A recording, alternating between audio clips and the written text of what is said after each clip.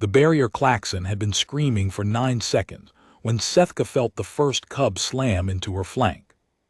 She caught at him, Rek, the smaller of her three, with her lower jaw, hooking him against her throat the way she'd carried him when he was still blind and mewling. But Rek was not small anymore. He was 30 kilos of scaled muscle and panic, and his claws dug furrows through the cartilage plates along her neck as she swung her head to find the other two. Voss was already pressed against her hind leg, silent and trembling. Good. Torsha, where was Torsha? A second klaxon joined the first. Different pitch. That was the perimeter line, the outer ring, and it should not have been possible for both barriers to fail at the same time. Sethka lowered her head and found Torsha crouched behind the feeding trough, her dorsal ridge flattened in the submission posture that meant she was too afraid to move. Sethka crossed the enclosure in 4 strides, nudged her daughter hard enough to topple her, and clamped her jaws around the loose skin at Torsha's nape. The cub went limp. Instinct. A million years of instinct compressed into a single reflex. Mother holds you, you stop fighting. 3 cubs, all accounted for. Now Sethka looked up, and what she saw through the shattered polymer wall of their enclosure made her blood cool to something slow and deliberate. The training complex was coming apart.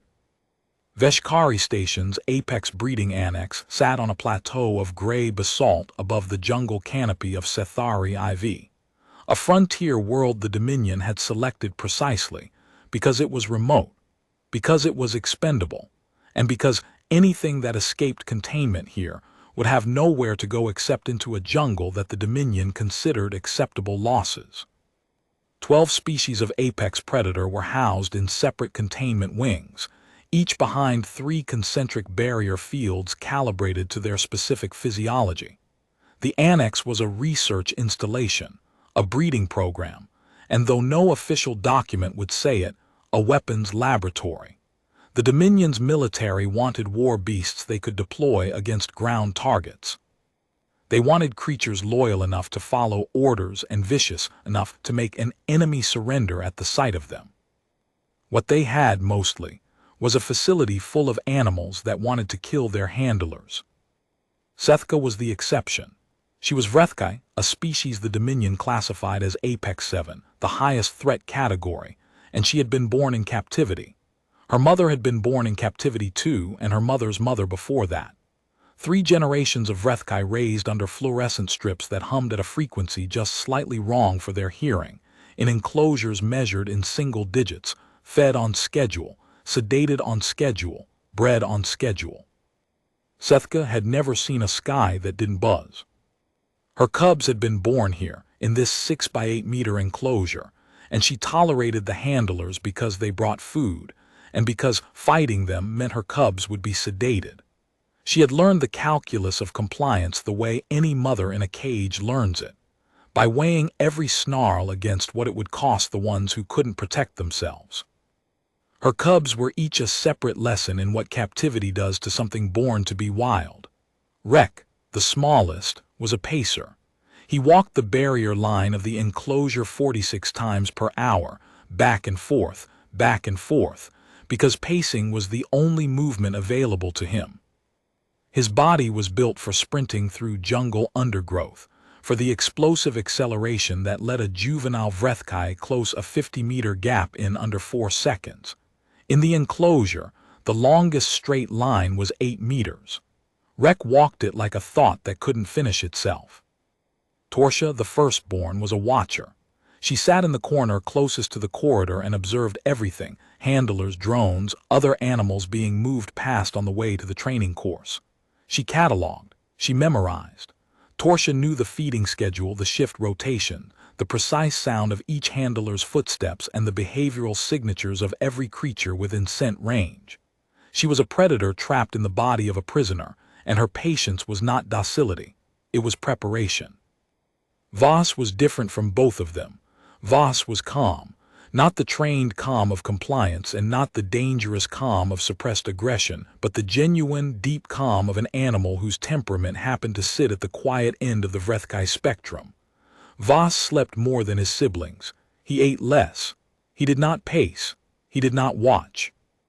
He leaned against Sethka's side and breathed, and when the handlers came with the sedation rods, Voss was always the last to tense, because Voss had somehow intuited, at an age when most cubs were still learning to walk, that tension did not help. That fear did not help. That the only thing that helped was the warmth of his mother's body and the steady rhythm of her breathing. And as long as those were present, the rest of the world could do what it wanted. But the barriers were down. All of them. She could smell it, the sudden absence of the ozone-sharp tang that the containment fields left in the air. In its place, jungle rot, wet stone, and something else. Something chemical and burning. Smoke. The east wing was on fire. She could see the orange glow pulsing through the corridor beyond her enclosure wall, and she could hear the fire suppression system cycling and failing, like a heart that couldn't find its rhythm. Through the gap where the polymer wall had been, she saw handlers running, not toward the enclosures, away. Their gray uniforms flickered under the emergency lighting as they sprinted down the central corridor, some of them dropping equipment, one of them shoving another aside to reach the transport bay doors first. She counted 12 of them in the space of a breath, and every single one was running. Not one of them looked back at the enclosures. Not one of them checked whether the juveniles were secured. The klaxon changed again. A third tone. She didn't know what that one meant, but the handlers did, because the ones who had been merely jogging started sprinting. Sethka pulled her cubs tighter against her body. Voss whimpered. Torsia was still limp in her jaws. Rek had stopped clawing and was pressed flat against her chest, his breath coming in sharp little hitches that she could feel through her ventral plates. Then she heard the roar. It came from the east wing, deep and grinding like stone tearing away from stone. She knew that sound. Every vreth'kai knew it the way every prey animal on every world knows the sound of the thing that hunts it. That was a korvathi, full-grown, male, and it was not in its cage anymore.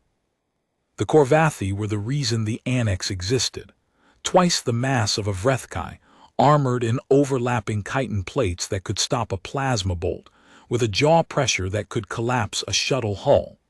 The Dominion had been trying to breed them for combat deployment for 11 years. They had failed. The korvathi killed everything that entered their enclosures, handlers, drones, other korvathi. They were not trainable. They were not tameable. They were, in the precise words of the facility director's last quarterly report, an unresolved asset. Now the unresolved asset was loose. Sethka heard a second roar closer, and then a sound she would not forget for the rest of her life. The wet, heavy crunch of a handler being caught in the corridor. The screaming lasted about 2 seconds. Then it stopped, and the korvathi roared again, and the overhead lights in the east wing went dark in a cascading wave that swept toward her enclosure like a tide rolling in. She had to move. The decision crystallized between one heartbeat and the next. It was not a thought. vreth'kai did not make decisions the way handlers did, with spreadsheets and risk assessments and committee votes. They made decisions the way water finds a path, by flowing toward the only opening available. Not because the enclosure was safe, it wasn't. The barriers were down, the walls were breached, and the korvathi would come this way because the korvathi went everywhere. She had to move because standing still in the dark with 3 cubs was how a mother and her young died on every world that had ever produced an apex predator. The ones who froze were the ones who were found. Sethka dropped Torsia gently, nosed her upright, and gave the low, rumbling call that meant follow close and silent. It was the first time she had ever used it for its true purpose. In the wild, on the homeworld she had never seen, her ancestors had used that call when the pack was being stalked by something bigger. Here, she had only ever used it when the handlers came with the sedation rods, training her cubs to press against her belly and be still. Now she used it to hunt an exit. She moved through the shattered wall and into the corridor, her head low, her nostrils flaring in the smoke-thick air. The cubs were a tight knot against her flanks, their claws clicking on the composite floor in a rhythm so synchronized it sounded like a single animal moving. Good. They were listening. They were small enough to be frightened and old enough to obey. The central corridor ran the length of the facility, 300 meters of gray composite, lined with enclosure bays on both sides. Most of the bays were open. She passed a Sethari ground stalker, dead in its doorway, its throat torn out. The killing wound was still wet, which meant the Korvathi had come this way recently and might double back.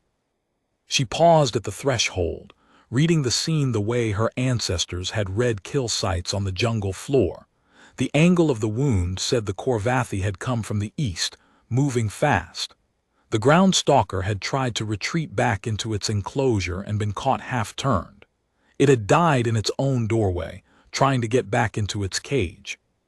She moved on, past a cluster of 4 Nethler smaller predators, pack hunters, huddled in the corner of their enclosure, refusing to leave. The dominant Nethler locked eyes with Sethka as she passed. It recognized her.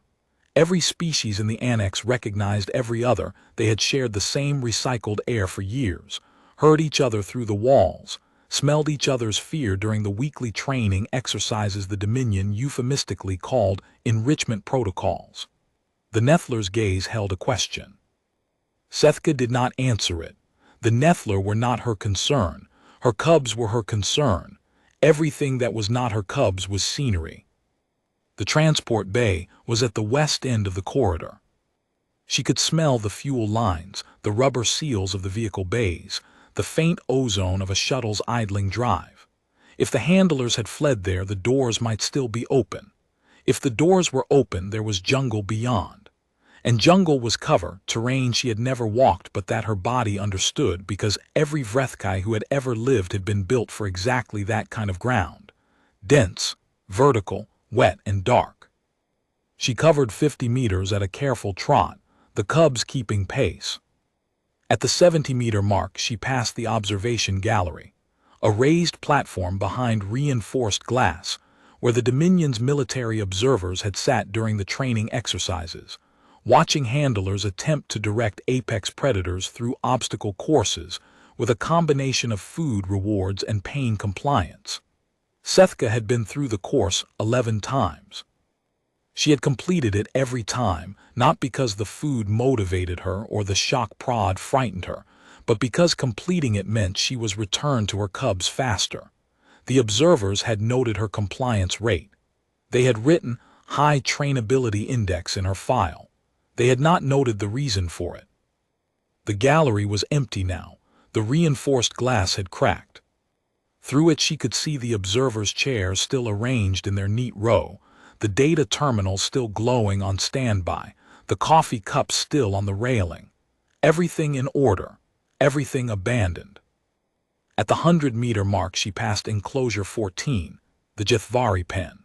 The Jethvari were semi-aquatic predators, long and sinuous, with bioluminescent stripes the Dominion had been trying to weaponize as a signaling mechanism. The enclosure was empty. The Jethvari had gone through the barrier breach and into the emergency water drainage system beneath the corridor floor.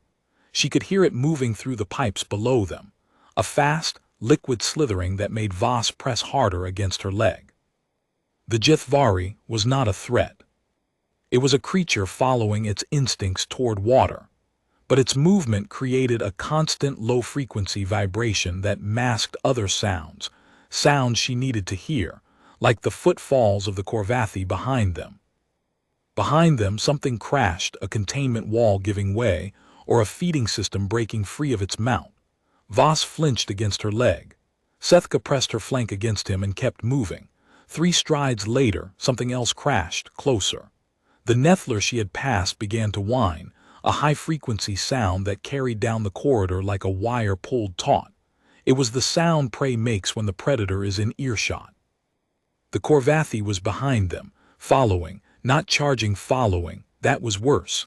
A charging Korvathi was running on impulse. A following one was hunting.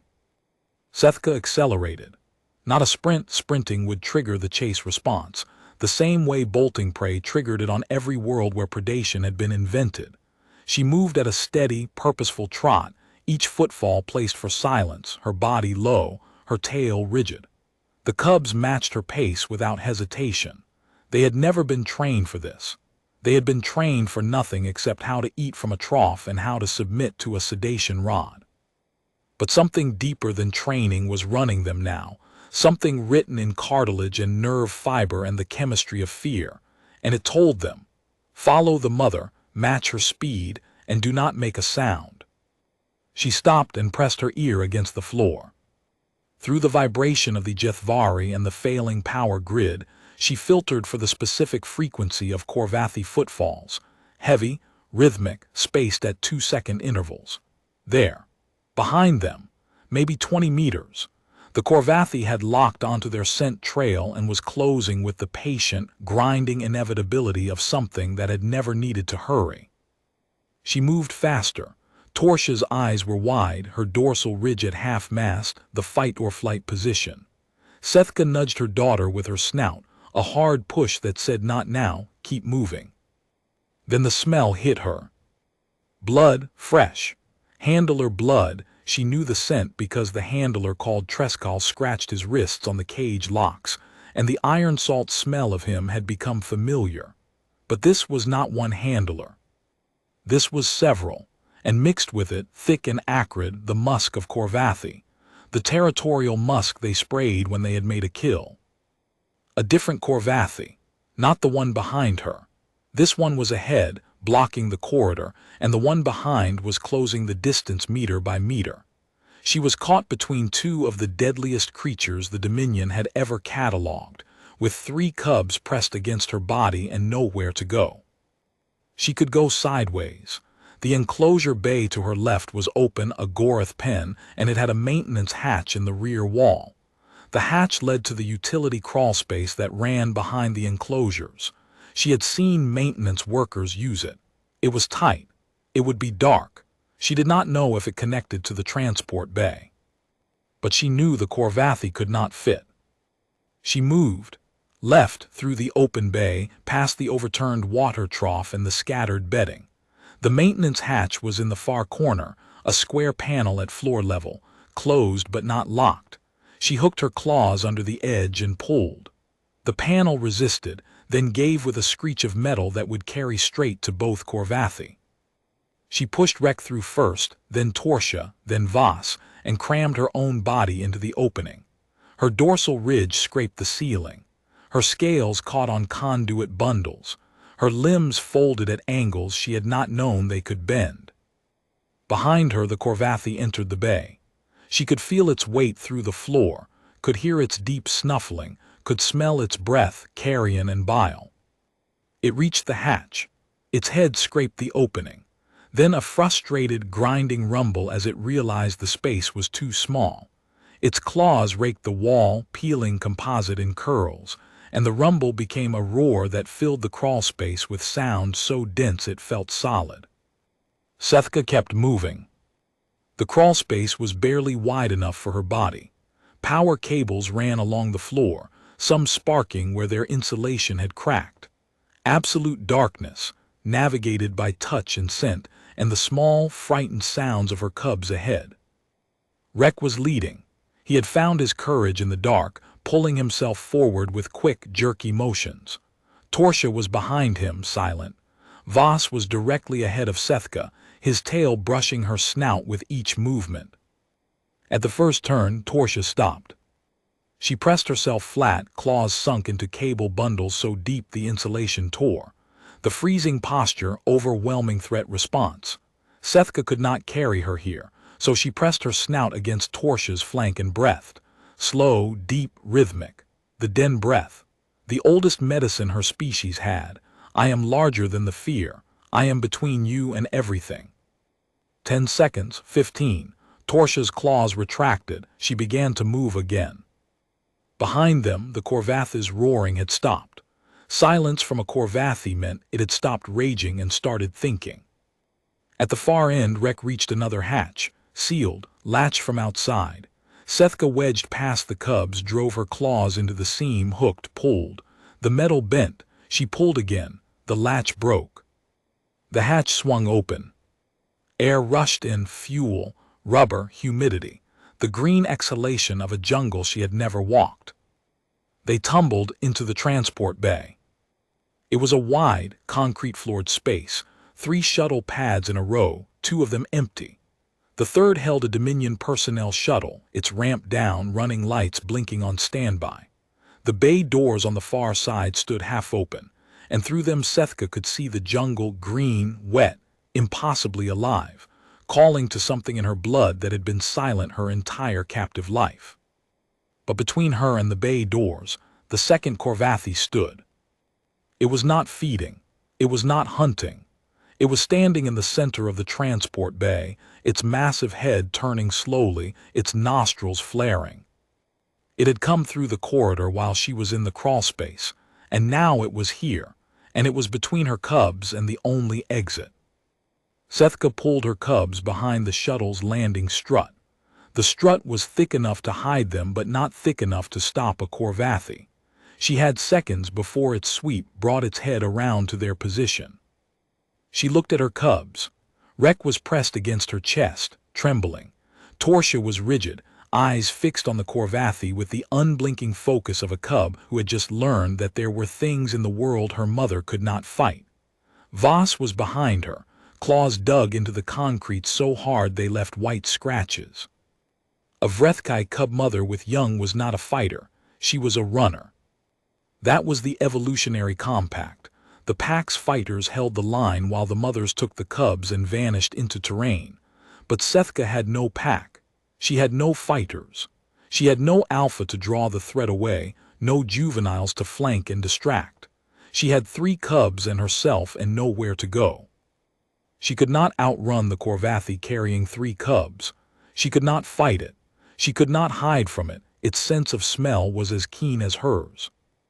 She needed a distraction, something loud and bright and unafraid. The thought arrived with the certainty of instinct, not reason. She did not think it in words. She thought it in scent, in memory, in the bone-deep mapping of who in the world was safe. And the mapping returned one answer. The human. She had smelled the human for weeks before she understood what the smell meant. It had arrived at the annex 31 days ago, a consultant from something called a Terran Wildlife Conservation Corps, brought in to evaluate the breeding program's methodology. The handlers had laughed. A human, evaluating apex predator containment. A being from a deathworld, yes, but a small one. No armor, no claws, no venom. The human walked the facility in soft-soled boots and a canvas jacket with too many pockets, and made notes on a handheld device with a cracked screen. Sethka had watched the human the way she watched everything, from the back of her enclosure, through half-lidded eyes, her cubs arranged around her in a display of sleepy indifference that masked total alertness. The human had stopped at her enclosure on the 3rd day, had crouched at the barrier, had looked at her, not at the data readout, not at the feeding schedule, but at her, and had said, in a voice so quiet the translator almost missed it, "They've got you in a 6x8, with 3 cubs. That's not a habitat, that's a drawer." The handlers had told the human to move on. The human had come back the next day, and the next, and had sat outside the barrier and done nothing. No scanner, no feeding probe, no sedation rod held behind the back, just sitting, watching. The way another predator watched, not with the twitchy surveillance of someone managing a threat, but with the still, centered attention of a being that was interested in what it was seeing. On the 5th day, Rek had walked to the barrier edge and pressed his snout against it. The human had pressed a palm flat against the other side, and they had stayed like that for 11 minutes while the handler on duty pretended not to see. On the 9th day, the human had pushed a bundle of dried jungle grasses through the feeding slot. Not food, not enrichment material from the approved list, but something that smelled like the world outside, like soil and rain. Torsia had slept with it pressed against her nose for 3 nights, until it lost its scent. On the 14th day, the human had said, "The smallest one paces the barrier line 46 times per hour. That's not enrichment failure. That's suffering." The handler on duty had filed a complaint about the consultant's tone. On the 22nd day, the human had been barred from the predator wing. On the 23rd, the human had been found in the predator wing anyway, sitting outside enclosure 17, reading from the data pad in a low voice while Sethka's 3 cubs pressed their snouts against the barrier and listened to sounds they did not understand, but that their mother's silence told them were safe. The human was different. Every handler, every researcher, every Dominion official smelled of fear, a thin, sour undertone beneath their chemical deodorants. The human smelled like soil and coffee and patience. Sethka turned to her cubs and gave the call. Den down. The oldest command, press flat, cover the small ones, do not move. Torsia understood. She flattened, pulling Rek and Voss under her body, tucking behind the landing strut. Sethka moved, under the shuttle through the gap between its belly and the concrete to a service door in the south wall. She hit the door at speed. It was not locked. It crashed open, and the jungle's wet breath hit her like a wall. She was outside. For the first time in her life, outside without a barrier. The world was enormous and green and roaring with sound she had never heard. The civilian module was to the left, bolted to the annex's south face. She could smell the coffee, stronger here. She rounded the corner and found the human. The human was standing in the doorway, looking at the burning annex with an expression Sethka could not read. Not fear, not shock, something colder. Something that calculated. The human saw her. For a moment, neither moved. Sethka was 8 meters away, in full view, dorsal ridge up, claws extended, body heaving. A 400-kilo apex predator with smoke in her fur. The human weighed perhaps 80 kilos and was holding a crack-screen data pad. The human set the data pad on the doorframe, slowly, then took a step toward her. Sethka lowered her dorsal ridge. Not a decision. The thing her body did when the threat calculation returned to 0. She lowered her ridge and she sat and she gave the call. Not follow close and silent. Not den down. The summoning call. The one she had never used because there had never been anyone to summon. The call that meant I have found the pack. The human listened. Then said, your cubs are still inside. It was not a question. Sethka turned her head toward the annex, turned it back. Show me, the human said. They moved together, back around the module through the service door under the shuttle. The human walked beside her, not behind, not in front, but beside. The way a packmate walked. The way the unmated adults in a vreth'kai pack positioned themselves relative to the cub-mother when moving through contested territory, close enough to react, far enough not to restrict her movement. They reached the shuttle. Sethka could see her cubs, Torsia still covering the other 2 behind the landing strut. She could see the Corvathi still in the center of the bay, but turned now toward the service door, drawn by the sound of their entry. The human looked at the Corvathi, looked at the cubs, looked at the gap between the Corvathi's flank and the bay doors. Then the human reached into a jacket pocket and pulled out a flare, and a small metal whistle. The human cracked the flare. Orange light erupted, harsh and chemical. The Corvathi took a step toward it, then another. Its head lowered, nostrils working, and the deep rumble in its chest shifted to the interrogative rumble. Curiosity. Ambush predators ran on curiosity the way pack hunters ran on coordination. Novel stimuli triggered investigation, not attack. The human knew this. Sethka could see it in the way the human moved, slow, deliberate, each gesture calculated. The human waved the flare in a slow arc and the Corvathi tracked it. Come on, big guy, come this way. That's it. The Corvathi took another step toward the human, away from the shuttle, away from the cubs, drawn by the light and the sound and the impossible calm of the creature holding them. The Corvathi was 10 meters from the human, close enough that one lunge would end everything. She could see the pulse at the human's throat, rapid, but the human's hands were steady. The human did not run. The human pulled a second flare, cracked it, tossed it right toward the empty shuttle pad. The Corvatha's head tracked the arc, body following, opening a gap between its flank and the bay doors. The human looked at Sethka, looked at the gap, nodded. Sethka gathered her cubs, Rek against her throat, Torsia at her right flank, Voss on her back, and ran. The Corvathi was turning back at the sound of her claws on concrete, but the human whistled, sharp and insistent, and the Corvatha's head snapped back. 2 seconds, 3. Through the gap past the Corvatha's tail, through the bay doors, the jungle swallowed her. Her claws found bark. She climbed.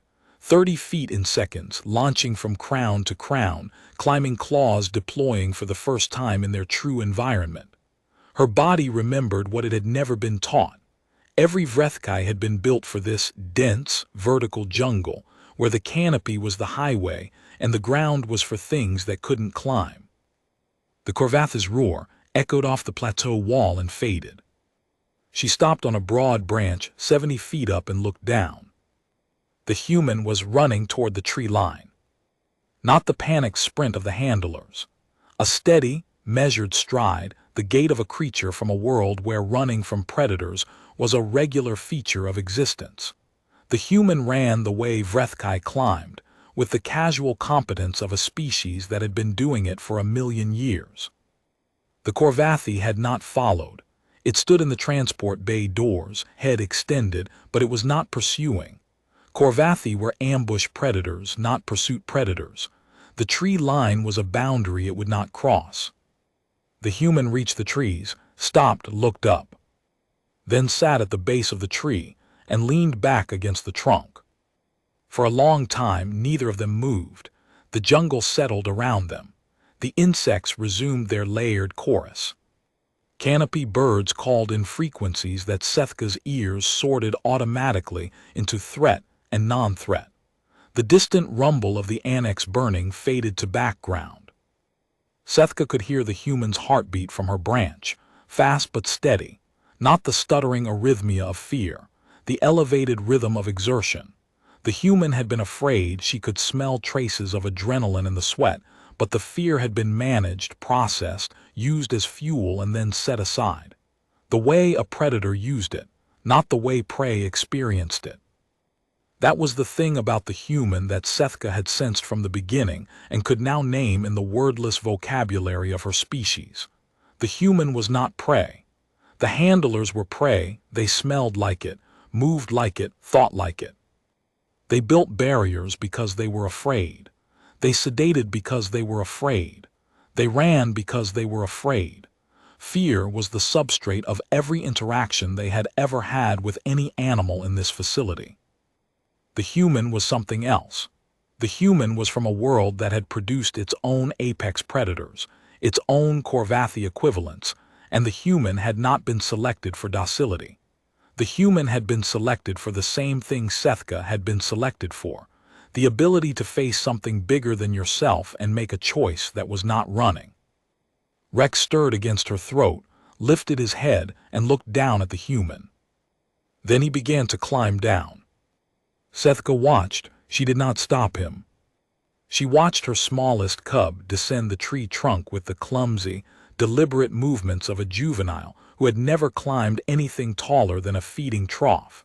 And she watched him reach the lowest branch. And she watched him drop the last 4 feet and land in a heap beside the human. Rek looked at the human looked at Rek. Then Rek pressed his snout against the human's palm. The same gesture he had made through the barrier 31 days ago, without the barrier. The human's hand closed gently around Rek's jaw, not restraining, cradling. The way Sethka carried him, the same grip, the same angle. But Sethka was beginning to understand something about humans that the Dominion's behavioral files had missed entirely. Humans did not learn through data. They learned through attention. The human had spent 31 days watching her, watching how she carried Rek, how she groomed Torsia, how she positioned Voss against her body when the sedation teams came.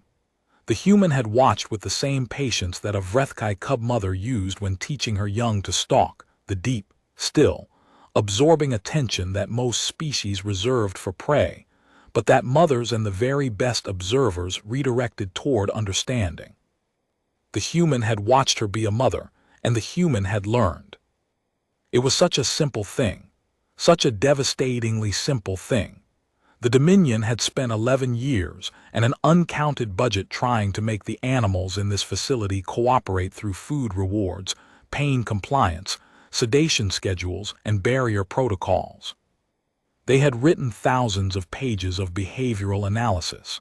They had classified every species on a threat matrix. They had built an entire facility around the assumption that the only way to interact with a predator was to control it. The human had sat on the floor outside a barrier and watched.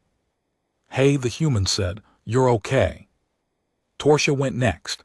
She climbed down faster than Rek, settled against the human's right side, her dorsal ridge lowered, body pressed against the canvas jacket. The human's free hand found the soft spot behind her ear, the spot vreth'kai had groomed since Torsia was a day old, and rubbed it in slow circles. Torsia made the purring sound, the safe sound. Voss did not climb down. Voss watched from the branch for 3 minutes, his head tracking between his siblings and his mother. Then he closed his eyes and slept, because Voss had always been the one who understood that if his mother was calm, the world was safe. vreth'kai stayed on the branch. Below, the human sat against the trunk with 2 vreth'kai cubs pressed against its body. The soot had mixed with humidity into gray streaks. The human scent was changing, adrenaline fading, replaced by the bass notes. Soil, coffee, patience made physical. After a long time the human spoke, not to the cubs, not to vreth'kai, to the data pad pulled from a jacket pocket. Consultant's log, day 31. Apex breeding annex, Cethari IV. Total containment failure at 1420 hours. All barrier systems down simultaneously. Preliminary assessment suggests cascading power failure in the primary grid, possibly due to the east wing fire spreading to the backup generators. Multiple apex specimens loose, including 2 confirmed Corvathi. Facility handlers evacuated without initiating any organized containment response. No evidence that any handler attempted to secure the juvenile specimens before leaving. I am currently in the jungle south of the facility with a vreth'kai cub mother, designation enclosure 17, and her 3 cubs. All 4 are uninjured. A pause then. Recommendation: immediate and permanent shutdown of the Apex breeding program. Decommission the annex. Release the surviving specimens into protected habitat under the jurisdiction of the Terran Wildlife Conservation Corps, not the Dominion military. The containment model was never adequate. It was designed to restrain these animals, not to house them. A 6 by 8 meter enclosure for a cub mother with 3 growing juveniles is not a habitat. It is a failure of imagination, a failure of empathy, and today that failure nearly killed everything in this building. Another pause. vreth'kai heard the human's heartbeat tick up by a single beat, not fear, anger. Cold, controlled, directed anger, the kind that didn't burn itself out but filed itself away for later use. Additional note for the record. Enclosure 17, the vreth'kai cub mother came to find me. She escaped the facility, located my quarters, and led me back to the transport bay to help extract her cubs from the path of 2 Corvathi.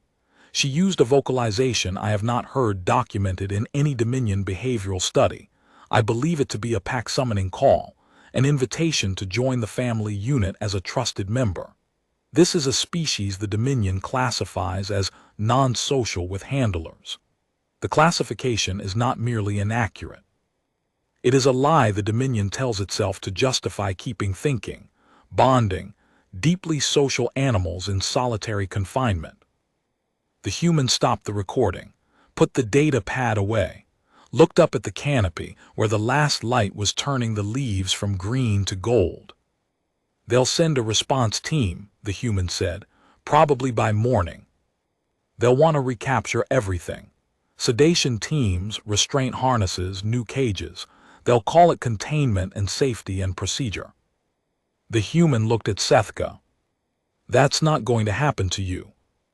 It was a statement of fact, delivered in the same quiet, steady tone the human used for everything, grounded in something Sethka's species had no word for, but that every species with mothers recognized on contact.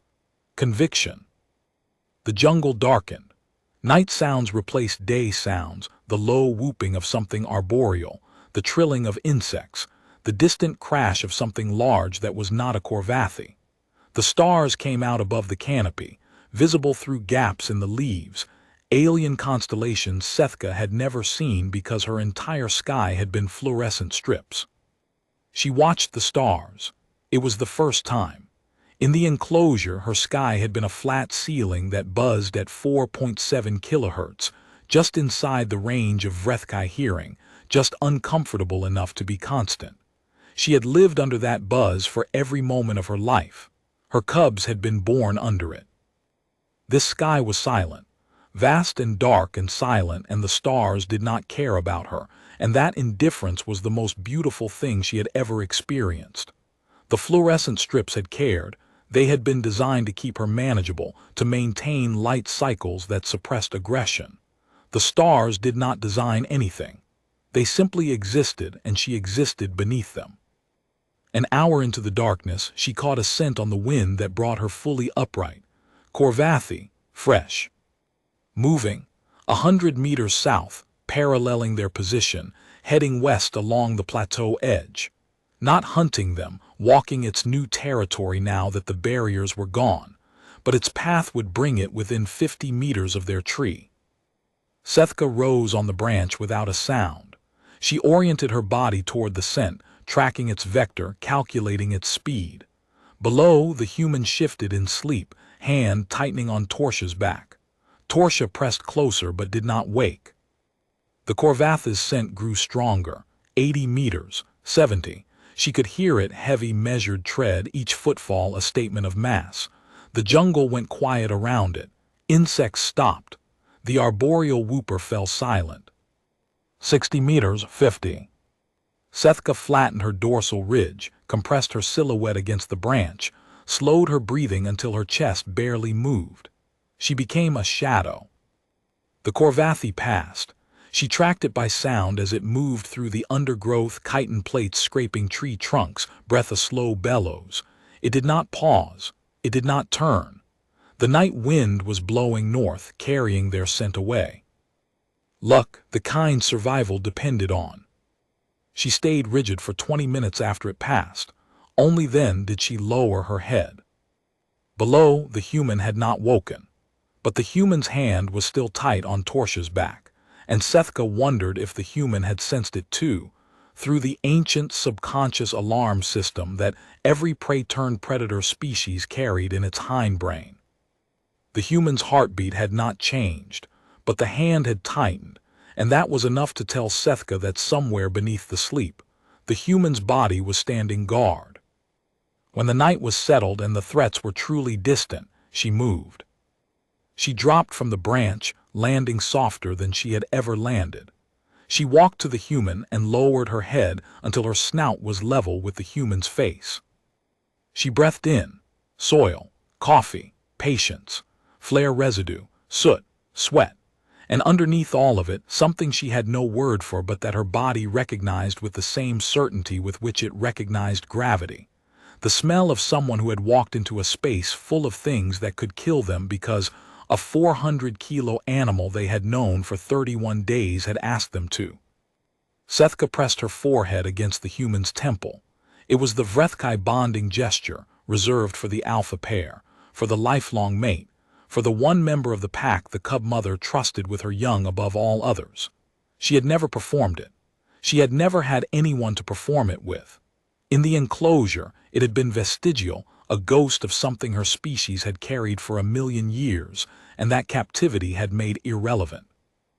It was not irrelevant now. The human stirred, opened one eye, looked at the massive predator pressing its skull against their head. "Hey," the human whispered, "you're okay too." Sethka held the press for 3 more seconds, then withdrew, climbed back to her branch, gathered Voss against her chest, and settled in for the night. Below, the human adjusted Rex's weight, pulled Torsia closer, and went back to sleep. The jungle breathed around them. The annex smoldered in the distance, barriers down, cages empty, 12 species scattered into a wilderness that would decide their fate with the same indifference it applied to everything. The handlers were gone. The Dominion would send a response team. There would be reports, investigations, blame. None of it would reach this tree. In the morning, when the first light broke through the canopy in long gold shafts and the night insects went quiet, the human woke to find Vreth'kai on the ground beside them. Her body was curved in a crescent around the base of the tree, all 3 cubs arranged between her belly and the human's legs, a wall of mother on one side, a wall of human on the other, and in the space between, 3 sleeping cubs who did not know the difference and did not care. The human looked at Vreth'kai. Vreth'kai looked at the human. The morning light was soft and warm and smelled of wet leaves and something blooming in the canopy above, and for the first time in 31 days, neither of them was separated from the other by a barrier. The distance between them was measured in inches, not in polymer and voltage. "We should move," the human said. "There's a conservation station about 40 clicks north. Terran run. They won't put you back in a cage." Vreth'kai stood. Her cubs stirred, blinking in the light. Rek yawned, showing teeth that would one day crush bone. Torsia stretched, claws extending and retracting in the slow rhythm of a predator waking. Voss simply stood up and pressed himself against the human's leg, and the human looked down at him with an expression that Vreth'kai had learned to read over 31 days of careful observation. The expression of someone who had just been chosen, and who understood what that meant. "Right," the human said, "let's go." They moved through the jungle in formation. Vreth'kai in front, head low, senses sweeping the undergrowth. The human in the center, walking at the steady pace of a deathworlder on terrain its species had been born to cross. The cubs arrayed around the human in a triangle, a pattern vreth'kai packs had used for millennia to protect the most valuable member of the group, not the strongest, not the largest, not the one with the sharpest claws, the one who had walked toward them when everyone else ran. The first hour was the hardest. The jungle was dense and layered and full of sounds that Vreth'kai's captive-bred senses had never learned to sort. Every rustle could be a corvathi. Every shadow could be a predator from the annex's 12 wings, loose and hungry. She stopped often, head swiveling, nostrils pulling the air apart. The human waited each time, did not ask why, did not consult a map, just waited with the cubs arranged around its legs until Vreth'kai moved again. On the third stop, when she had frozen at the scent of something large 200 meters east, the human crouched beside Voss and said, "Your mom knows what she's doing. We follow her." Voss looked up at the human with an expression Vreth'kai recognized, the expression of a cub who had decided, with the absolute conviction that only the very young possess, that this being was permanent. Halfway through the second hour, they encountered the Gorith. It was standing in a clearing alone, its massive shaggy body steaming in filtered sunlight. The Gorith was an herbivore, but harmless the way a boulder is harmless. It weighed 900 kilos, its head was armored in thick plate bone, and when it was frightened it charged, and when it charged it did not stop. The annex handlers had lost 3 drones and a maintenance vehicle to Gorith charges. Now it was free, frightened, and standing directly in their path. Vreth'kai stopped.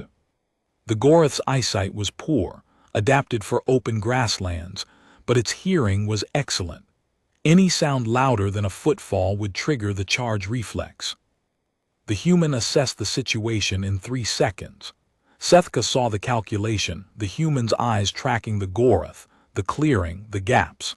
Then the human touched Vreth'kai's flank, the first time the human had touched her, and pointed left, toward a narrow corridor of undergrowth skirting the clearing's edge. The touch sent a signal through Vreth'kai's nervous system that bypassed every layer of captive conditioning and arrived at the base of her brain as a single, clean datum. Safe.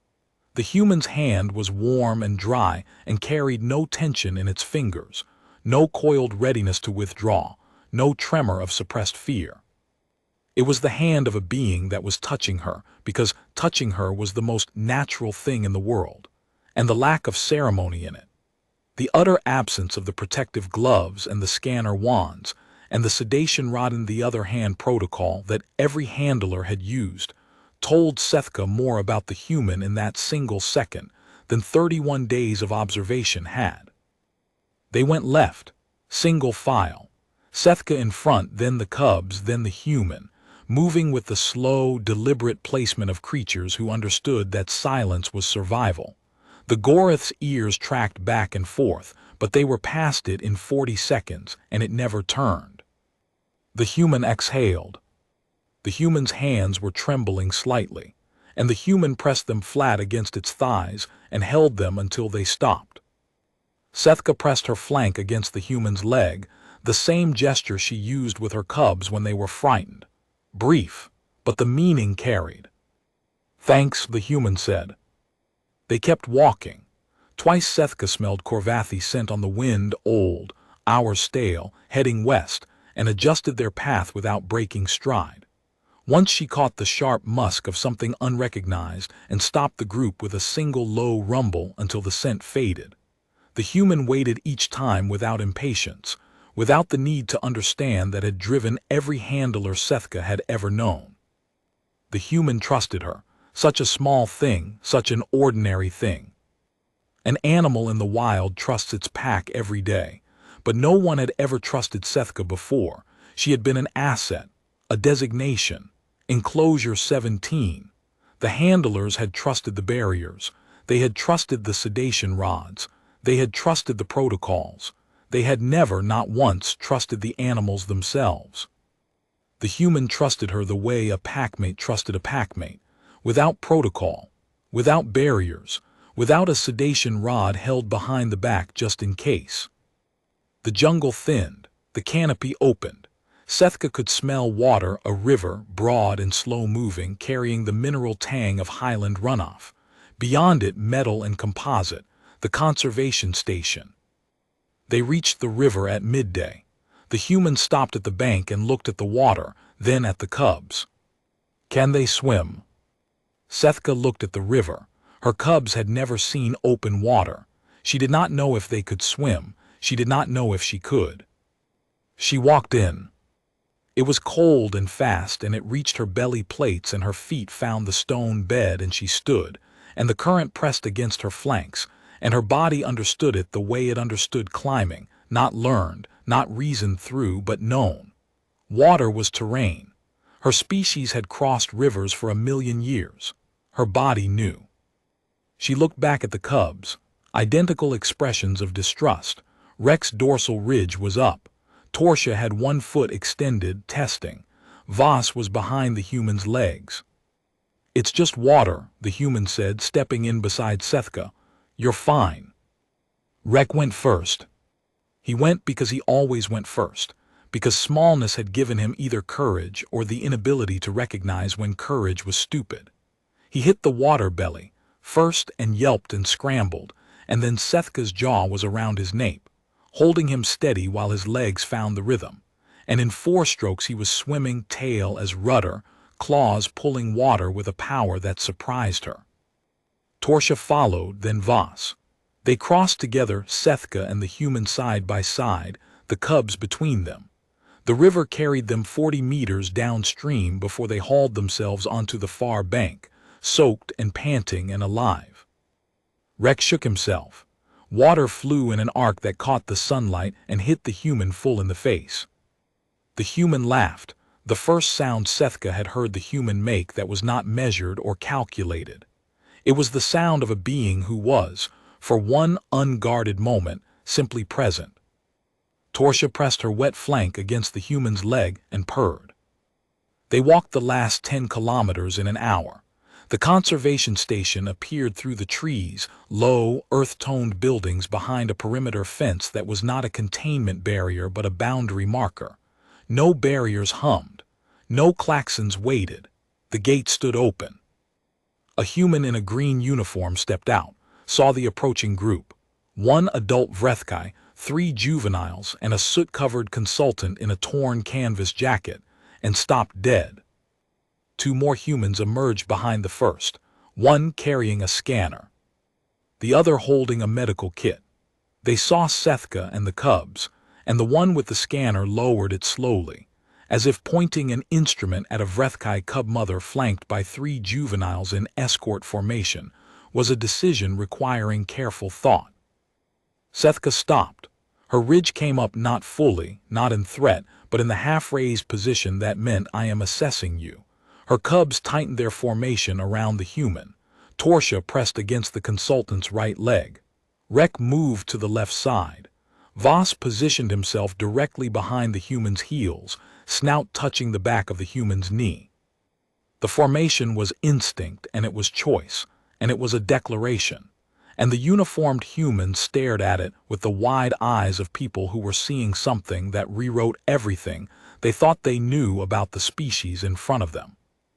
"This is Enclosure 17, the consultant said. "Her name is vreth'kai.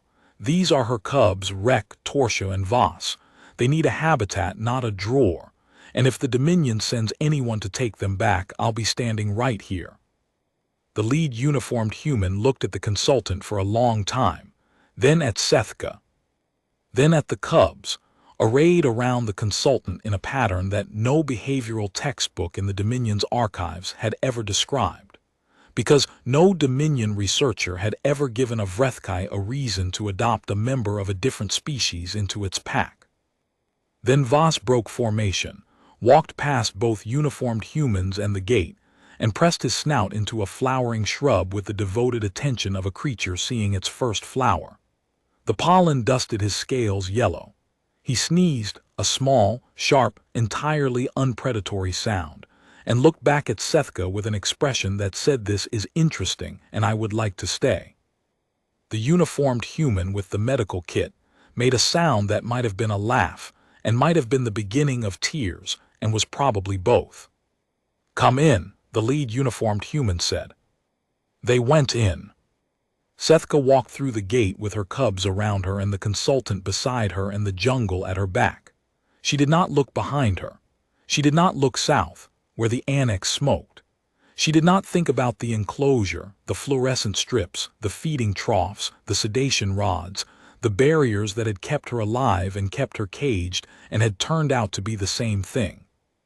She looked ahead, at the open ground inside the station, where the earth was soft and the trees were real and the sky was visible, all of it, from horizon to horizon, without a ceiling in the way. She looked at her cubs, who were spreading out for the first time in their lives, testing ground that had not been measured and calibrated by something that feared them. Torsia was batting at a vine with the focused precision she had previously reserved for cataloging handler movements. Rek was investigating a rock formation with the intensity of a creature discovering that the world was not, in fact, 6 by 8 meters. Voss was sitting in a patch of sunlight, scales warming, eyes half closed, doing something his body had never done in his entire life, relaxing without vigilance. Relaxing because the environment asked nothing of him, because there was no buzz at 4.7 kilohertz, no feeding schedule, no sedation rods. Because the ground beneath him smelled like soil instead of composite, and the air tasted like rain instead of recycled sterility, and the sky above him was real and silent and full of nothing but light. The human walked to the center of the open ground, sat down, and said nothing. vreth'kai gave the call, the pack call, the summoning call, and her cubs came to her, and they arranged themselves around her in the formation their species had used for 1,000,000 years, and they stood in the sun and breathed air that did not taste of captivity. Then, one by one, they drifted to the human. Rek climbed into the human's lap. Torsia pressed against the human's side.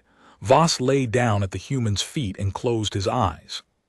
vreth'kai sat beside them all, her body between her family and the gate, her eyes on the jungle, her senses tuned to every sound and scent and vibration. Guarding. Not because anything was coming, not because the Dominion's response team would find this place, or the Corvathi would cross the river, or any of the 12 scattered species would track them here. Guarding because that was what a mother did when the pack was complete, and the cubs were safe, and the one who had earned the right to touch her young was sitting in the sun with them, piled around its body, like it was the most natural thing in the universe. Guarding because the human was part of the pack now, and the pack protected its own, and the human had earned that protection the only way anything was ever earned, in a universe of predators and prey and mothers who would die before they let their young be taken, by doing the one thing that separated the pack from everything outside it, by walking forward when everyone else ran.